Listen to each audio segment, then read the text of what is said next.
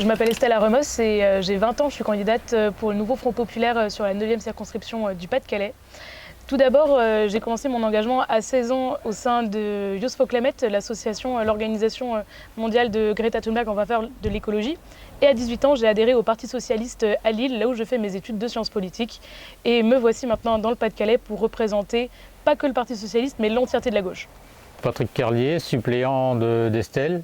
Je suis un élu local, je suis adjoint au maire à Lillers. J'ai travaillé à Ugine pendant 20 ans, puis été muté à Dunkerque, ArcelorMittal pendant 16 ans. Ça me fait à peu près 40 ans dans l'industrie.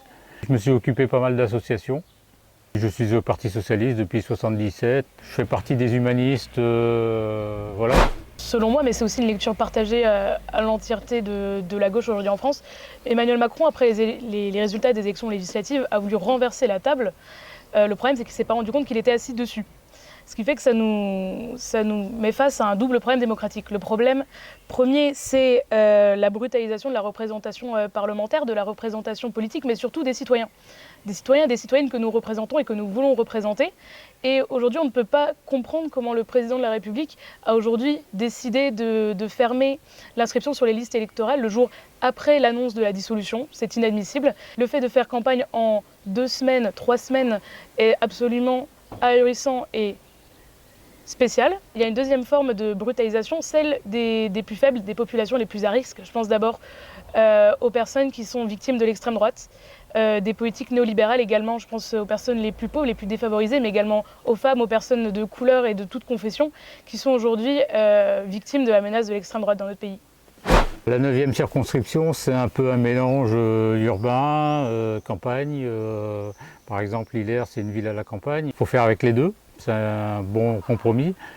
Il faut aussi sauver l'industrie parce qu'on a perdu Brugeston sur Béthune. Sur Risberg, on a perdu quand même la scierie, même si ça fait un moment. Donc il faut revitaliser le côté industriel tout en préservant la campagne. Puisque c'est un mélange, hein. Pour moi c'est un mélange campagne-ville. En tant que suppléant, je suis du terroir, donc moi je serai toujours à l'écoute de tous les habitants de la circonscription et j'espère apporter des solutions, tout en discutant avec eux, parce que le principal quand même, c'est quand même le pouvoir d'achat, parce qu'aujourd'hui il y a beaucoup de misère. Donc je servirai d'intermédiaire en tant que suppléant entre la population et le député. En tant que député, demain, moi ce que je veux vraiment faire, c'est porter une voix forte à Paris, à l'Assemblée nationale, tant au sein d'un groupe parlementaire qu'au sein d'un intergroupe, celui du nouveau Front populaire de la gauche entière, pour faire valoir les droits des citoyennes et des citoyens de ma circonscription. C'est évidemment essentiel. Pourquoi pas même d'être à l'écoute dans le sens où on peut proposer des propositions de loi, faire en sorte que la voix de toutes et tous soit entendue à l'échelle nationale. La priorité pour le mandat, c'est surtout le pouvoir d'achat des gens, hein, parce que comme je l'ai dit tout à l'heure, les gens sont malheureux parce qu'ils ne peuvent pas finir leur mois, déjà ça.